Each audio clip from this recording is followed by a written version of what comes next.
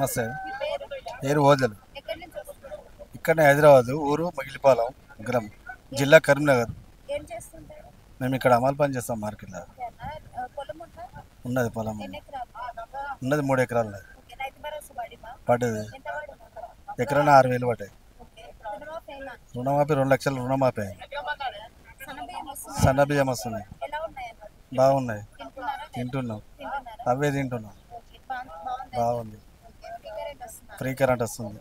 ముందు ఎంత కరెంట్ వస్తుందా? కరెంటు బిల్లు ముందు 500, 400, 1000 రూపాయలు, 2000 కూడా వచ్చింది.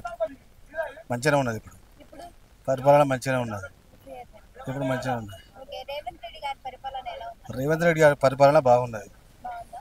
అన్ని బాగానే. రేవంత్ రెడ్డి గారే రావాలంటారా? మళ్ళీ రేవంత్ రెడ్డి రావాలి. రేవంత్ రెడ్డి పరిపాలన బాగున్నది. ఎందుకన్నారు? ఎందుకంటే పరిపాలన చేస్తుండే కాబట్టి బాగున్నది. ఓకే. ఓకే అన్న. అదేమున్నది, అన్నీ అవి ఇవి చేసి గొర్రెగా అది అని పెట్టి ఇది అని పెట్టి అంత లాస్ చేసి పామదలా వండుకుంటుండే. ఇప్పుడు కేసీఆర్ ఏం చేస్తుండు? ఏం లేదు. మళ్ళీ పరిపాలన 10 ఏళ్ళు మనదే. మళ్ళీ రేవంత్ రెడ్డి పరిపాలన అంతా పరిపాలన.